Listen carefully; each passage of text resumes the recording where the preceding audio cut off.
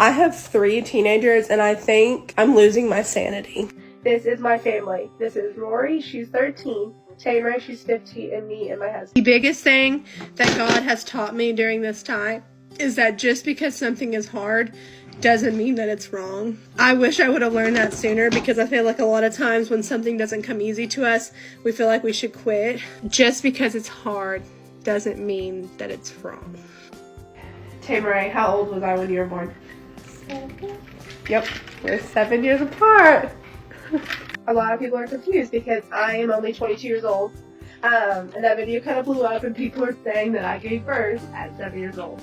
However, although I was 7 years old and then 9 years old for Rory, I'm not the one that gave birth to them. Rory's adopted. Our adoption finalized on Monday. Tamara is actually related to me. She's my second cousin, and she's living with us, and so we have custody, but we treat her like our own. Rory and Tamara are sisters now because they live with us, and so we have our family of 4, so it is possible.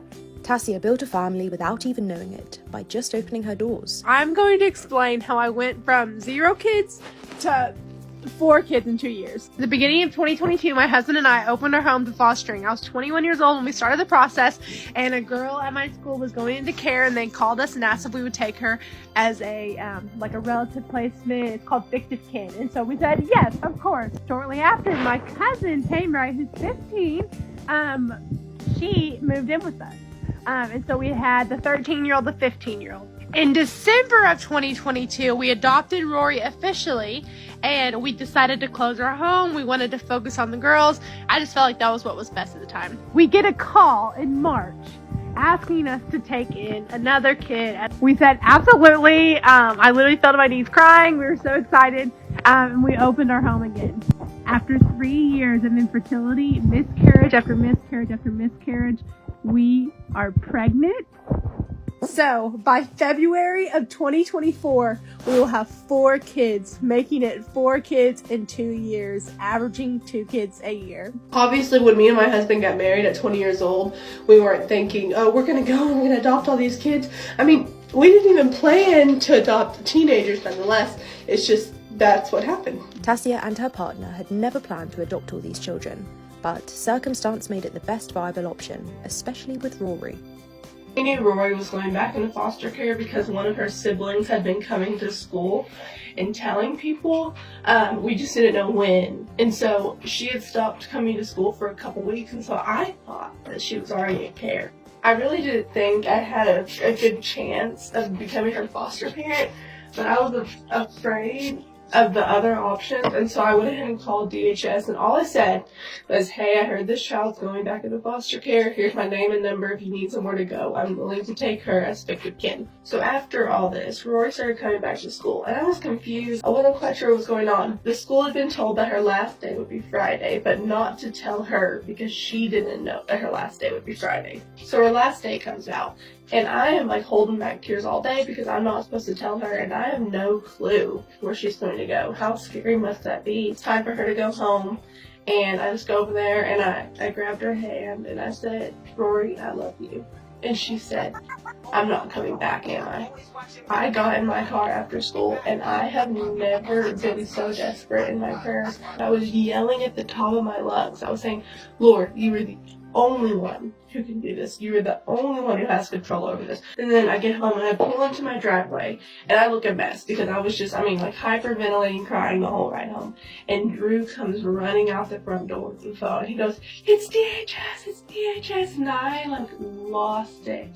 And they told us they were bringing her the next day. They did not tell her who she was going to live with. And I guess they do in case something falls through, but they didn't tell her. And so I assumed that she knew. And so they opened the door, and then she's kind of standing in the back, and she looks at me and she goes, Miss Taylor! That situation strengthened my faith so much, because even when I was doubting God and I was screaming and begging for him to answer my prayers, he had already lined it up. He knew what was going to happen.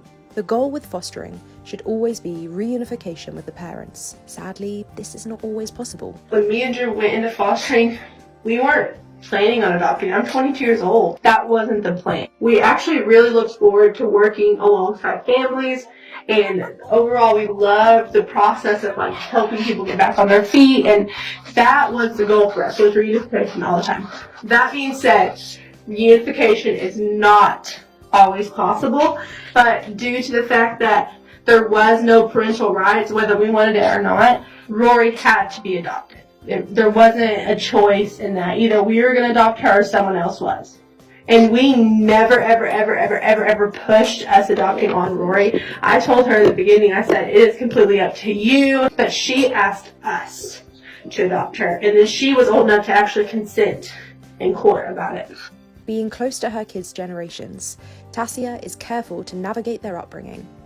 So I think the number one asked question is if my girls have social media. They do not. Maybe I'm crazy, but I was a teenager literally 3 years ago.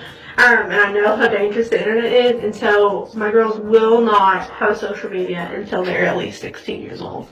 That being said, I do think that they are old enough to consent to being on the internet, if that makes sense. They're 13 and 15, and so I do allow them to be on videos on my page, but that is completely up to them. There is nothing I make them film or make them do, and most of the time it's their idea. And she knows she has a responsibility to do what she can for these children. When you're willing to make a difference and you're willing to be that safe person in someone's life, then opportunities are going to arise for you to do so. It's not easy, and I'm not ever going to come on here and tell y'all that what we've done is easy. But it's worth it, and it's not about us. It's not about me. It's not about my husband. It's about providing safe adults for people who need it. Tassia went above and beyond for these children. She didn't expect to be a mother to 4 kids by the age of 24, but the family looked beyond happy with their situation, with endless love for one another. The comments section were adoring how Tassia opened her home to all these children, saying, "I got all the goosebumps and chills, the love of your family and God. And this story brought me to tears. God is so good." As always, thanks for watching Happiest. If you like this video, then be sure to follow our other social pages for more heartwarming videos like this. And if you have any of your own videos you'd like to share, be sure to send them in.